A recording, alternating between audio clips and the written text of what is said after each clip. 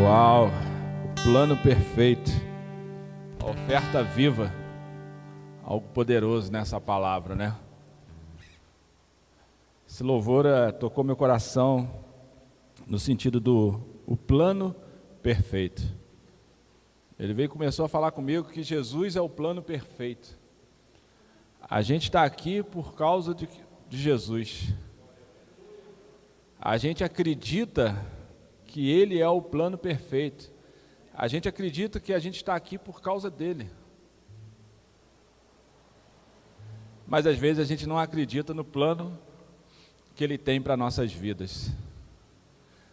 O plano que Ele tem para cada um de nós. Não é verdade? Muitas vezes a gente duvida daquilo que, não de Deus, do que Ele pode fazer, mas do que eu posso fazer em Deus. Não é verdade?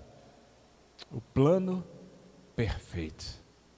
Se Deus tinha um plano perfeito a ponto de dar o seu próprio Filho para morrer por nós, por que nós não acreditamos no plano perfeito que Ele tem para nossas vidas?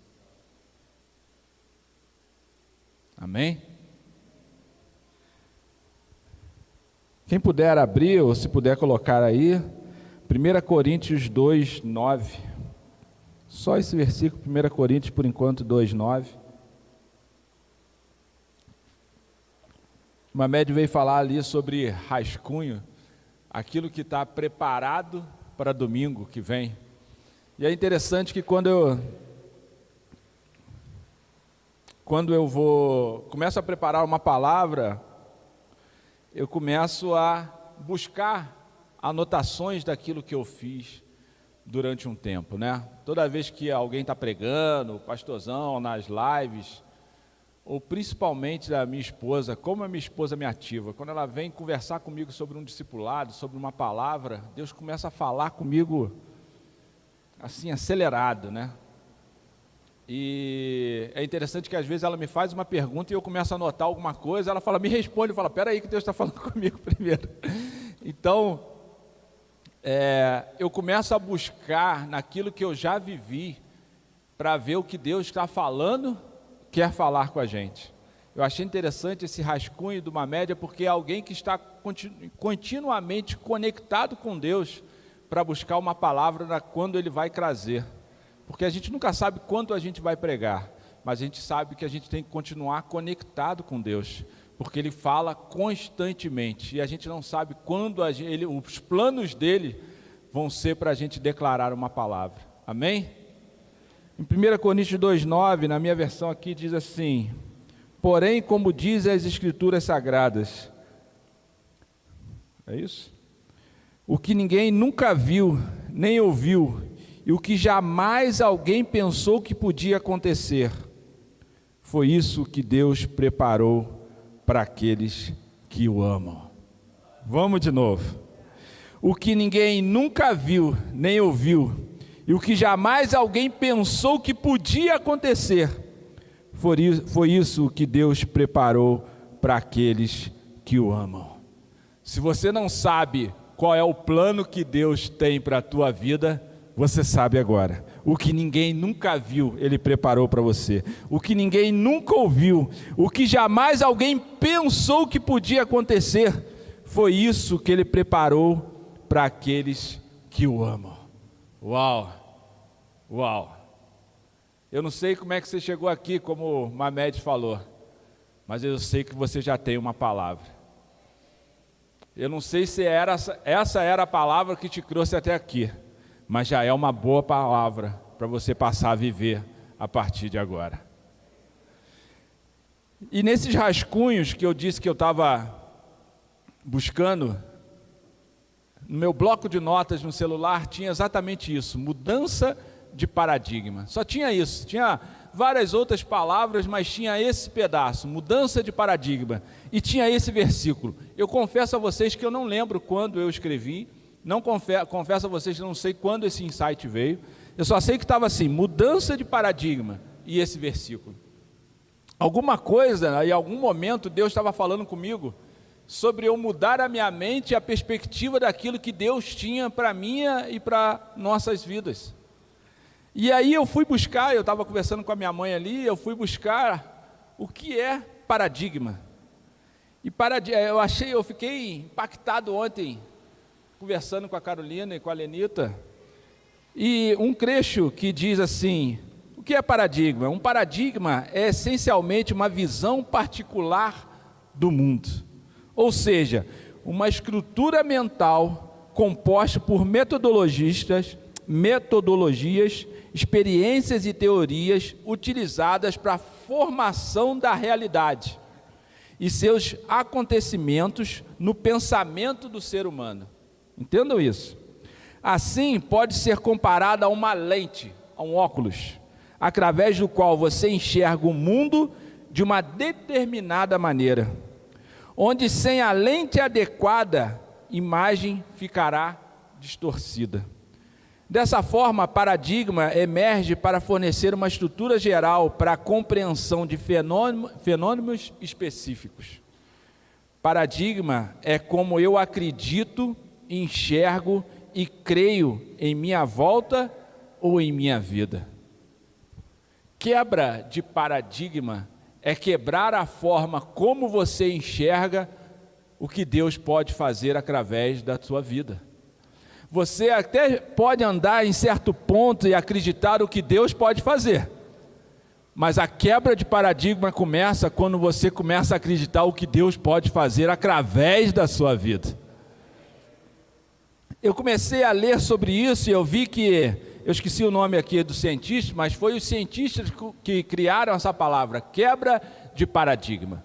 Essa palavra foi criada porque os cientistas acreditavam que a Terra era plana, era uma coisa só. E quando alguns cientistas começaram a estudar e entender que a Terra era redonda, nem todos acreditaram. Então eles começaram a dizer essa palavra, quebra de paradigma. Um desses pontos, né? Quebra de paradigma é que a maioria dos cientistas começaram a acreditar em algo. Então, quando a maioria começou a acreditar em algo, eles disseram, isso é um paradigma, uma quebra de paradigma. É algo que você acreditava que era verdade, mas agora você entende que existe algo diferente daquilo que você acreditava. E aí eu comecei a ler e a estudar sobre isso e achei muito interessante, na hora que eu fui ver sobre exemplos de paradigma. E ele falou algo interessante, ele falou assim, matemática, filosofia é um paradigma. Aí eu falei, mas como assim? Aí eles começaram a explicar, falando que você entende que a matemática existe, só que você não consegue tocá-la. Você entende na sua mente que 1 mais 1 é 2, que a matemática é algo que é real, não é verdade? Você aplica no seu dia a dia, você começa a contar 1, 2, 3, 4, 5, quantas pessoas quer aqui dentro, mas você aplica ela, mas você não toca a matemática. E a mudança de paradigma, quando eu vi esse versículo, é para que, quando você comece a entender na sua mente o que Deus quer fazer através da sua vida, quando você começar a aplicar, vai ser uma quebra de paradigma palpável daquilo que Deus quer fazer nesse tempo. Quantos estão entendendo? E aí eu separei algumas coisas e ele começa a falar assim, primeira mudança de paradigma é como você vê as coisas. Mudança de paradigma, como você enxerga as coisas. Segunda, depois que você começa a ver as coisas de forma diferente, você começa a falar de forma diferente, porque você começou a compreender aquilo que você ainda não entendia. E a terceira coisa é, você começa a se comportar de forma diferente. Você vê, você fala e você vive aquilo que você passou a compreender. E aí eu comecei a buscar em Deus uma passagem que vai refletir algo que eu estou falando, sobre uma quebra de paradigma. Em algum momento alguém começou a continuamente viver uma dificuldade, uma luta, uma incerteza, e por algum momento ela começou a enxergar algo diferente e que mudou a sua vida, da tua forma de pensar, de falar e de agir. E aí Deus me levou por uma passagem muito conhecida que a gente passou, que é um pedaço aqui do vídeo ontem nos Jovens de Crez, que é a mulher do fluxo de sangue. Vamos ler esse trechinho, quem puder abrir lá em Marcos 5, 25 até 34, eu vou te mostrar o que é uma quebra de paradigma. Marcos 5, 25, diz assim: chegou ali uma mulher que fazia 12 anos que estavam com uma hemorragia. Havia gastado tudo o que tinha, tratando-se com muitos médicos. Estes a fizeram sofrer muito, mas, em vez de melhorar, ela havia piorado cada vez mais.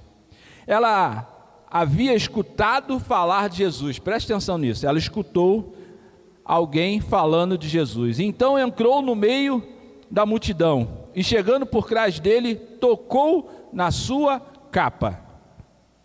Pois pensou assim: se eu apenas tocar na capa dele, ficarei curada. Pode ir. Logo, o sangue parou de escorrer e ela teve certeza de que estava curada. Vamos lá, até o 34. No mesmo instante, Jesus sentiu que dele havia saído poder. Então virou-se no meio da multidão e perguntou: quem foi que tocou na minha capa? Os discípulos responderam: o Senhor está vendo como está gente o está apertando de todos os lados e ainda pergunta isso? Mas Jesus ficou olhando em volta para ver quem tinha feito aquilo.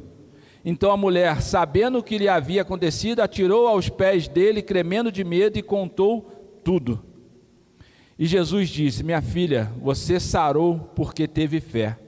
Vá em paz, você está livre do seu sofrimento. Uau! Olha só que interessante, ela escutou que Jesus estava passando ali perto. Ela escutou uma palavra, uma voz, um som, e passou a ver, a enxergar dentro dela. E depois disso, virou uma ideia na mente dela. O problema de muita gente é que está ouvindo a palavra, mas a palavra não está fazendo você se movimentar.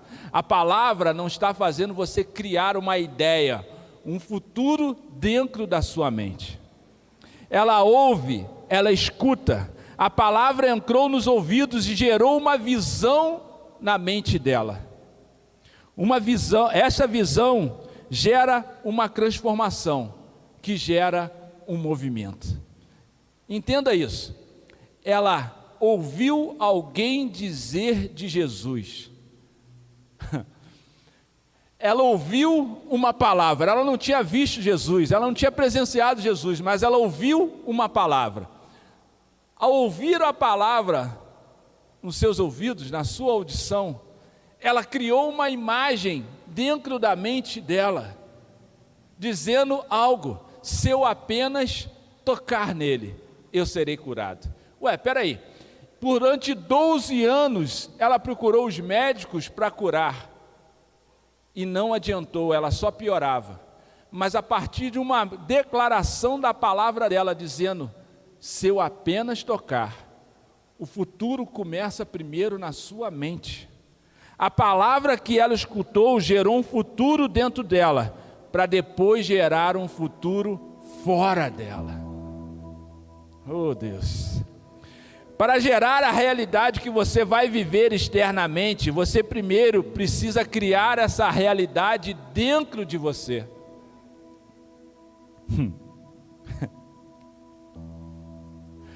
Eu vou abrir um parênteses aqui. Desculpa o palavreado, mas às vezes a gente só entende com palavreados, às vezes chulos, né?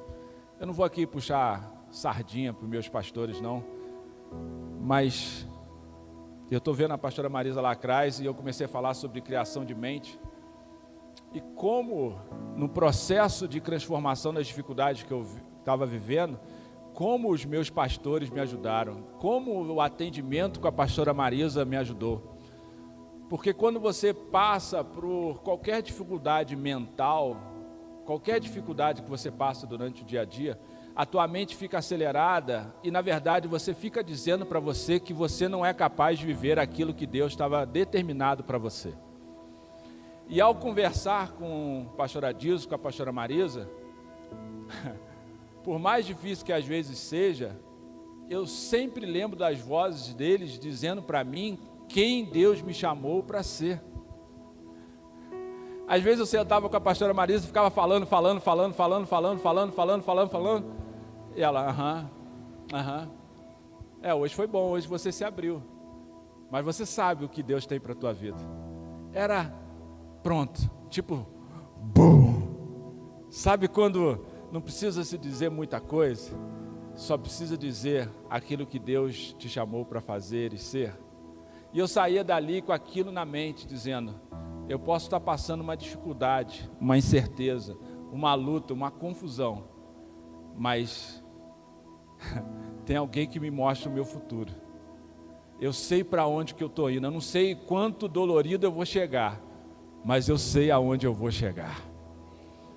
Você precisa criar na sua mente o futuro que Deus determinou para a tua vida, porque no momento difícil, no momento doloroso, no momento de mais incerteza, a voz de Deus vai criar uma imagem na tua mente a ponto de não te deixar desistir. Essa mulher estava há 12 anos numa dificuldade, ela investiu todo o seu recurso, mas uma palavra mudou o destino dela. Não foi somente a palavra dita, mas foi como ela criou a imagem do futuro dela na mente dela. Ninguém disse para ela, ela disse para ela mesma, se eu fizer isso, eu receberei aquilo. Ela diz para ela mesma, primeiro, a ação que ela tinha de fazer, eu preciso tocar nele, eu preciso me movimentar, gerar uma ação, eu preciso sair do lugar aonde eu estou e ir a Jesus. E depois que eu fizer isso, qual será a consequência da ação? Eu vou ser curada. Entenda isso. No versículo diz, quando ouviu falar de Jesus, a audição gerou um pensamento e uma visão. O que as palavras estão gerando dentro da sua mente? O que você tem escutado? O que tem gerado? Medo, incerteza, insegurança? Ou tem gerado uma visão do teu futuro? O versículo continua, chegou por trás dele movimento. Você precisa começar a se movimentar, você precisa começar a agir. Não adianta somente ouvir de Jesus, você precisa viver como Jesus. O versículo continua, no meio da multidão e colocou em seu manto. Ação. Não adianta só ouvir falar, não adianta só se movimentar. Deus para você tem que ser palpável. 28. Porque pensava. Uau, eu amei essa palavra. Porque pensava, se eu tão somente tocar em seu manto, ficarei curada. Porque ela pensou, gerou uma imagem do seu milagre. Nós podemos orar a manhã inteira, pregar a manhã inteira, mas se você não se vê curado, não há nada que nós podemos fazer. O que eu digo é, a gente pode declarar a palavra, mas quem cura é Jesus. Você começa a contar uma história para você mesmo, a ponto de dizer, eu vou sair daqui curado, transformado, sarado, liberto, o meu casamento restaurado, o meu ministério ativado. Aqueles que nem vieram, que estão em casa, vão ver algo diferente em mim. você precisa começar a declarar essas palavras para você mesmo, a ponto de entender o futuro que você está caminhando.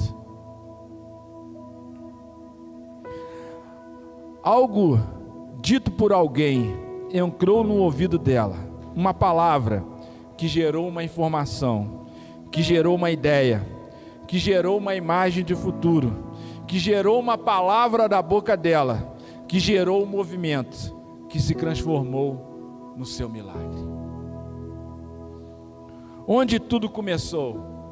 Na mente dela, ou em uma palavra pregada. Aí eu botei ali: prega a palavra. Continua pregando para o seu marido, continua pregando para a sua esposa, continua pregando para o seu filho, mas não só com palavras, mas com gestos, com movimento, com ação, com visão do futuro. Para de dizer para o teu filho que não presta, mas declara o futuro que você quer para a vida dele. Para de dizer para o seu marido que não presta, mas declara o futuro que você quer para a vida dele. Para de dizer que a sua esposa não te apoia e começa a declarar o futuro que você quer para a vida da sua esposa. Eu não aguento quando as pessoas começam a dizer: mas o meu chefe é uma droga, aquilo é um inimigo puro, aquilo é um inimigo encarnado. Começa a declarar sobre ele o chefe que você quer, o futuro que ele tem em Cristo.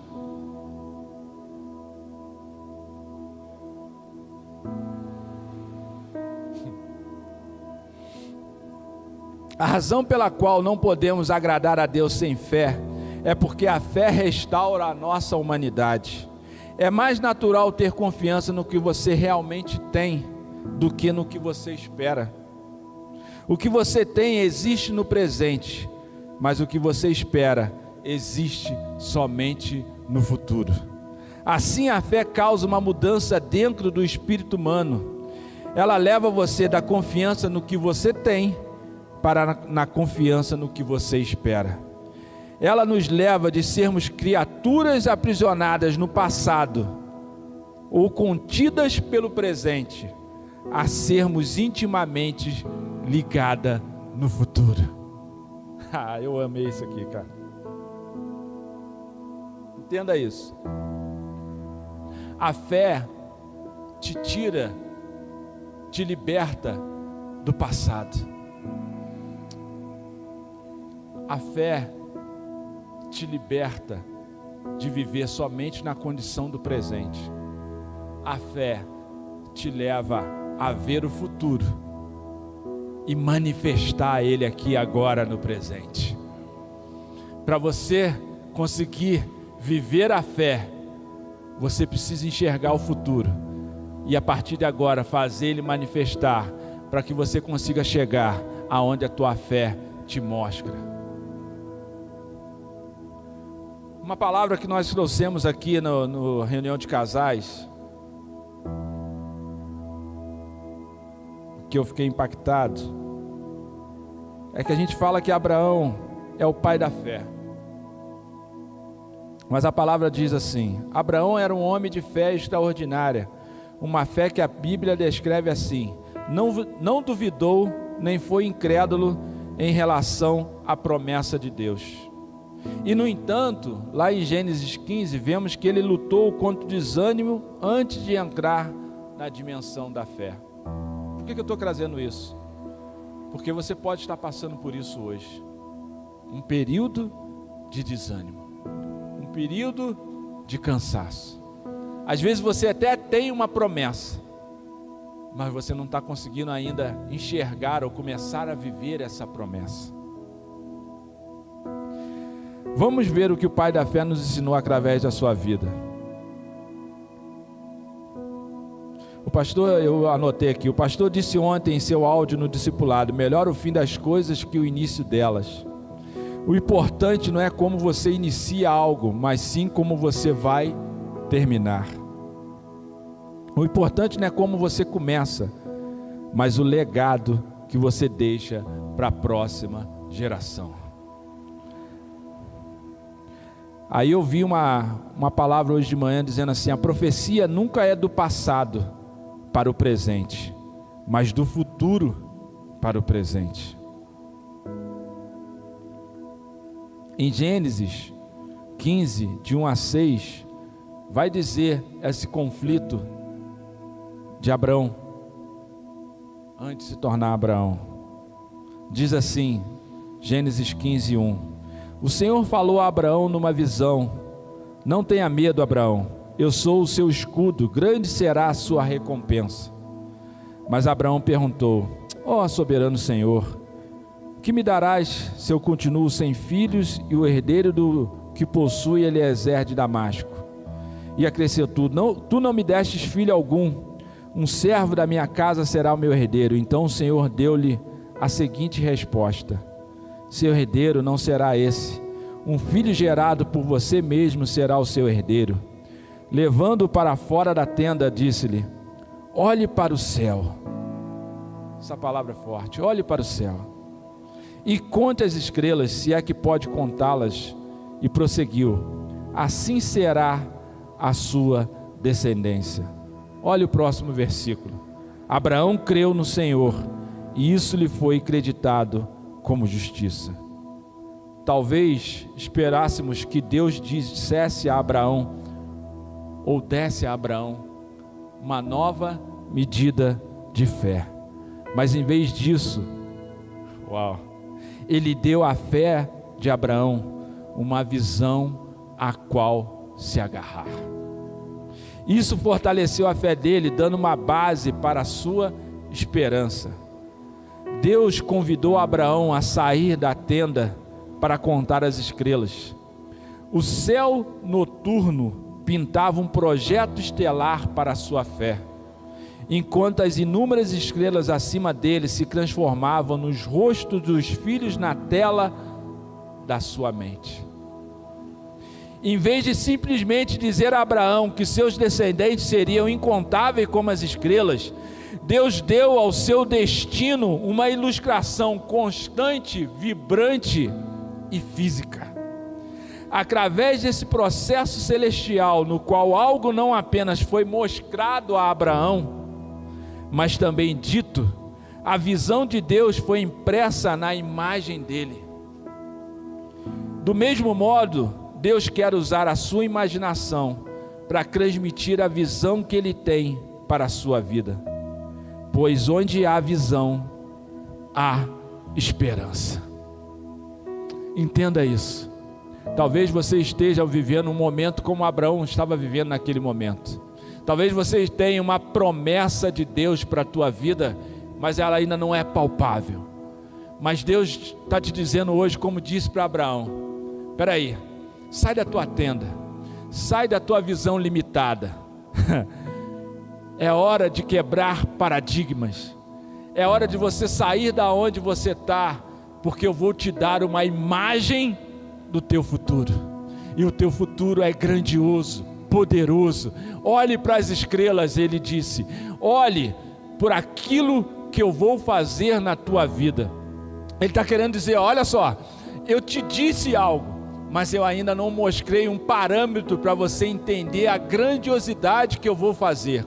Então ele está dizendo: sai para fora, sai da tua mente, da dificuldade que você está vivendo agora, e olhe para o futuro que eu estou te mostrando.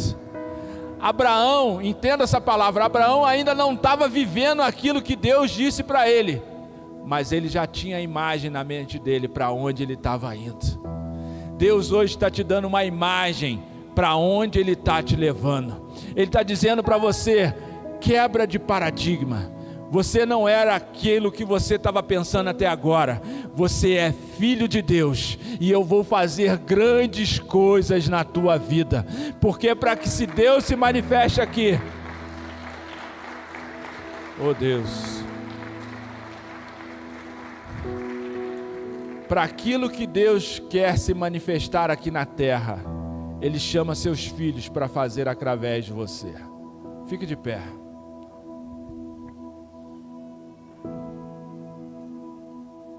Fique de pé.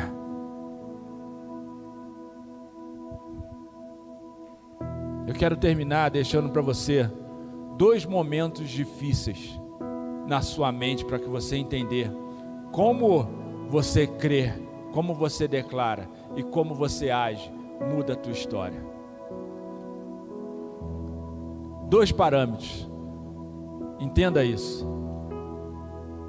Você conhece a passagem que quando Pedro e os discípulos estão no barco e a chuva está assolando, o barco está enchendo.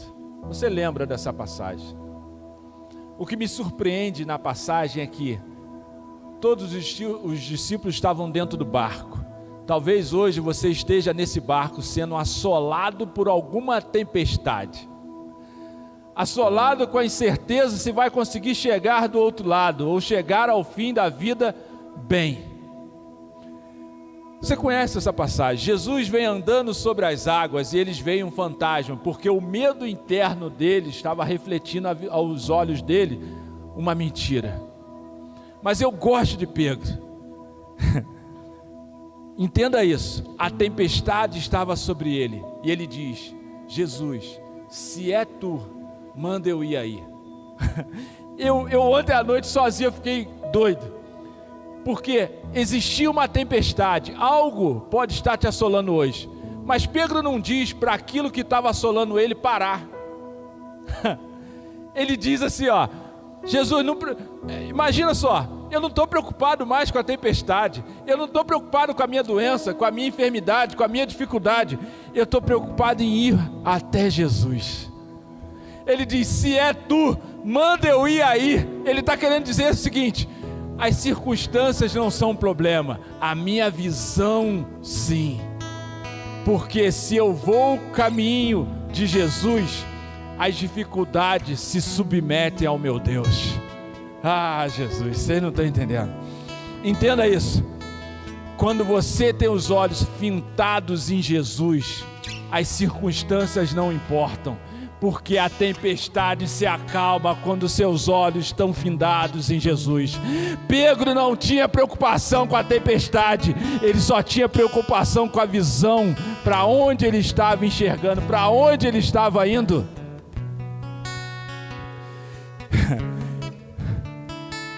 Entenda. Oh Deus, Rachere cantaralabá, xarabá, que cantaralabás. Deus hoje te chama para ser filhos e profetas nesse tempo, para não olhar as circunstâncias. Você lembra da passagem da viúva que vai até o profeta dizer para ele que o marido dela tinha morrido? Ela chega para o profeta e diz: meu marido morreu, ele era temente a Deus, mas ele deixou dívida e meus filhos querem pegar os meus filhos como escravos. O profeta diz para ela: o que você tem em casa? Uma botija de azeite. E eu não quero aqui ter a visão da viúva, eu quero aqui declarar sobre a vida de vocês, sobre a visão do profeta. Entenda isso. Era uma viúva, alguém com dificuldade naquele momento, mas ela foi procurar o profeta. O que vocês estão dizendo para aqueles que trazem uma palavra de dificuldade? Eu quero profetizar aqui nessa manhã que existe profetas nessa casa, existe filhos de profetas nessa casa, que vão declarar vida no meio da morte, que vão declarar prosperidade no meio do caos, que vão declarar cura no meio da enfermidade. Há pessoas lá fora procurando por profetas que mudem, através de uma palavra em Deus, as circunstâncias do futuro delas. Ela veio dizendo: meus filhos vão ser vendidos como escravo. Ela está falando de uma descendência, e o profeta está dizendo para ela: olha, há algo na tua casa que vai mudar a tua história, não só sua, mas da tua descendência. Eles não serão escravos, mas serão prósperos, porque terão o que pagar e viverão daquilo que Deus está fluindo do céu. Há filhos nessa casa que tem que parar de olhar para a tempestade, começar a olhar o Deus que acalma a tempestade dentro de você, e olhar para o futuro que Deus já preparou para você. Existem pessoas ao redor da sua casa, do seu bairro, que estão esperando você se levantar e dizer: eis-me aqui, eu tenho uma palavra para ti. Porque Deus quer fazer não somente em você, mas através de você. Por que eu comecei falando da minha dificuldade? Porque existem pastores aqui com uma palavra do teu futuro para você. Existem pessoas aqui prontas para te ouvir e dizer: há um futuro grandioso para a tua vida. Há muito mais do que você está conseguindo enxergar. Há um futuro grandioso, poderoso e tremendo.